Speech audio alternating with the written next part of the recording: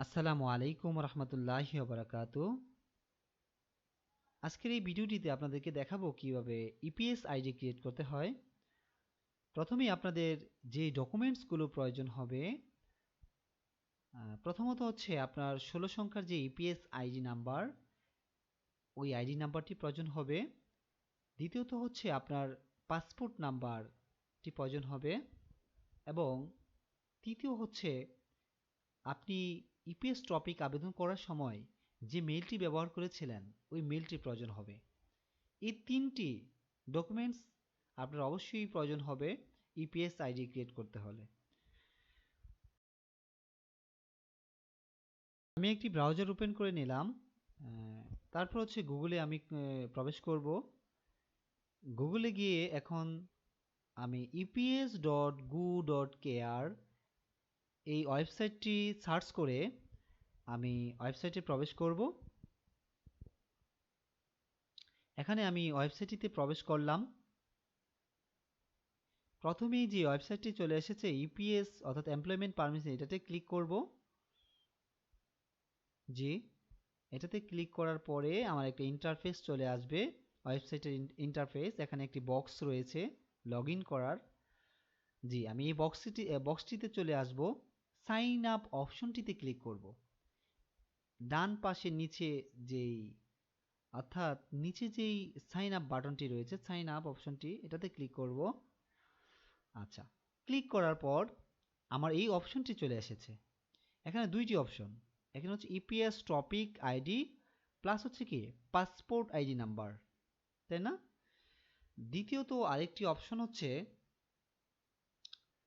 Date of birth plus হচ্ছে passport number, অর্থাৎ কি এনআইডি নাম্বার। আমরা এই দুইটা অপশন দিয়ে কি সাইন আপ করতে পারবো, তাই না? আমরা প্রথমটি দিয়ে এই সাইন আপ করবো। ওকে, তারপর এখানে আমরা 16 সংখ্যার যেই আইডি নাম্বার, এটা কিন্তু আমাদের অবশ্যই লাগবে। এখন নেক্সট বাটনে ক্লিক করব। আচ্ছা, নেক্সট বাটনে ক্লিক করলাম। তারপর এখানে যাচ্ছে কি 16 সংখ্যার যে ইপিএস আইডি নাম্বারটি, এই আইডি নাম্বারটি যাচ্ছে আমার এখানে। আমরা 16 সংখ্যার ইপিএস আইডি নাম্বারটি এখানে বসাবো। আচ্ছা, এখানে দেখতে পাচ্ছেন এক্সাম্পল হিসেবে নিচে লেখাটিতে। আচ্ছা, দ্বিতীয়ত লাগবে হচ্ছে কি পাসপোর্ট নাম্বার, পাসপোর্ট নাম্বার লাগবে। ওকে, দ্বিতীয় পাসপোর্ট নাম্বার, প্রথম হচ্ছে কি ইপিএস টপিক নাম্বার, দ্বিতীয় হচ্ছে কি পাসপোর্ট নাম্বার, তাই না? দ্বিতীয়ত হচ্ছে কি এখানে আমার পাসপোর্ট নাম্বার বসাতে হবে। পাসপোর্ট নাম্বার বসিয়েছি, তাই না? পাসপোর্ট নাম্বারটি আমার বসাবো। ওকে, তারপর হচ্ছে কি আমি কনফার্ম বাটনে আমি ক্লিক করব। পাসপোর্ট নাম্বারটি বসিয়ে কনফার্ম অপশনে ক্লিক করব। ওকে, আচ্ছা, তারপর হচ্ছে কি কনফার্ম অপশনে ক্লিক করার পর আমার এই আরেকটি ইন্টারফেস চলে আসছে, তাই না? আচ্ছা, এই যে ইন্টারফেসটি চলে আসছে, এখানে হচ্ছে অ্যাকসেপ্টেন্স অফ টার্মস। আপনি যে টার্মসগুলো রয়েছে এই টার্মসগুলো আমাকে এগ্রি করতে হবে। অর্থাৎ আমাকে ইপিএস এর যে সিস্টেম, এমপ্লয়মেন্ট পারমিট যে সিস্টেম রয়েছে, ওই এখানে আমাদের যে শর্তগুলো রয়েছে এই শর্তগুলোর মধ্যে আমরা পড়ে তারপর কি অ্যাকসেপ্ট করব, তাই না? আমরা সবগুলোতে আই এগ্রি দিয়ে দিব। আমি এগ্রি দিয়ে দিয়েছি, তারপরটা দ্বিতীয় যে এগ্রি দিয়ে দিয়েছি। আচ্ছা, তারপর এগ্রি দিয়েছি, সবগুলোতে আমি এগ্রি দিয়ে দিব। ওকে, আচ্ছা, এগ্রি দেওয়ার পর এখানে সবগুলো আমার এগ্রি দেওয়া এখন হয়ে গেছে। এগ্রি দেওয়ার পর একটু আমি বিষয়টা একটু চেক করে দেখবো সবগুলোতে এগ্রি দেওয়া আছে কিনা, তাই না? একটু কনফার্ম হয়ে নিলাম। ওকে, তারপর হচ্ছে আমি সাবমিট করে দেব। এখন আমি সাবমিট করে দেব, নেক্সট বাটনে ক্লিক করব।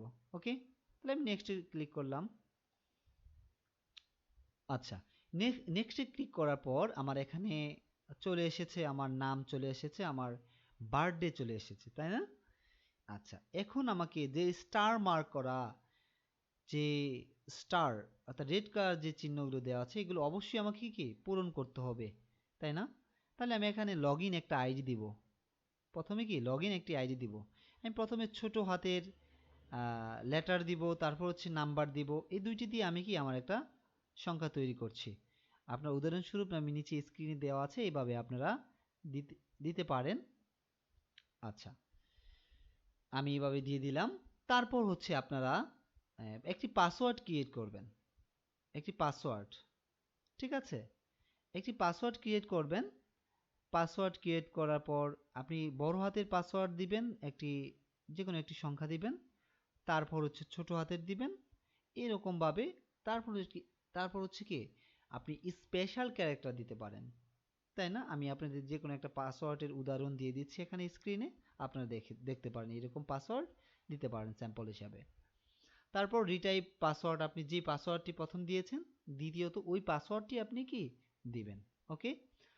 দেন তারপর হচ্ছে কি আপনার একটা ইমেইল, আপনি যে ইমেলটি ইপিএস টপিক পরীক্ষা দিয়েছেন, পরীক্ষার সময় যে আবেদনটি করেছিলেন আপনার ভাষা দক্ষতা পরীক্ষা দেওয়ার জন্য, ওই ইমেলটি এখানে ব্যবহার করবেন, ঠিক আছে? ইমেলটি অবশ্যই আপনাকে দিতে হবে। আচ্ছা, দেওয়ার পরে আমি এখানে সব কিছু কমপ্লিট হওয়ার পরে ডান পাশে যে অপশনটি রয়েছে, আমি এখান থেকে জিমেল অপশনটি বাছাই করব। আপনি যদি জিমেল দিয়ে থাকেন জিমেল, ইয়াহু দিয়ে থাকলে ইয়াহু, যে কোনো একটি অপশন, আপনি যেটা দিয়ে যে ইমেলটা ব্যবহার করছেন ওই ইমেলটা আপনি অপশনটি ক্লিক করবেন। তারপর এখানে আপনি নেক্সট বাটনে ক্লিক করবেন, নেক্সটে ক্লিক করবেন, ওকে? এখানে ইপিএস যে আইডিটা এটা ক্রিয়েট করা হয়ে গেছে অলরেডি, সেটা দেখাবে। আচ্ছা, এখানে যে বক্সটি রয়েছে এই বক্সটিতে আমার ইউজার নেম এবং হচ্ছে পাসওয়ার্ড দুইটা দিয়ে প্রবেশ করতে হবে, ওকে? লগ ইন করলে এরকম একটা ইন্টারফেস চলে আসবে। ইন্টারফেস চলে আসার পর আপনি এখান থেকে আপনার যে অ্যাক্সেসগুলো দেয়া আছে, এখানে আপনি ইপিএস টপিক স্কোরে ক্লিক করবেন। দেন তারপর আপনার যে ইন্টারফেসগুলো চলে আসবে, স্কোর কত পেয়েছেন এখানে স্কোরটা দেখাবে। বিভিন্ন বাম পাশে এখানে আপনার অনেক অপশনগুলো রয়েছে, এই অপশনগুলো আপনি দেখে দেখে এখানে সেই সুবিধাগুলো আপনি অ্যাক্সেসগুলো নিতে পারবেন।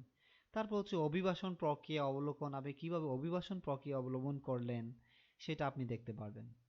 দেন আপনার রেজাল্ট, এখান থেকে আপনি কত পেয়েছেন, total score, EPS topic, plus হচ্ছে কি স্কিল টেস্ট, কম্পিটেন্সিস টেস্টে আপনি কত পেয়েছেন, প্রাইমারি আপনার কীগুলো সব কিছু এখানে কি শো করবে। তাহলে ঠিক আছে, আজকের মতো এখানেই। ধন্যবাদ আপনাদেরকে সকলকে। পরবর্তী ভিডিও, নতুন কোনো ভিডিও নিয়ে আপনাদের সাথে কথা হবে ইনশাল্লাহ।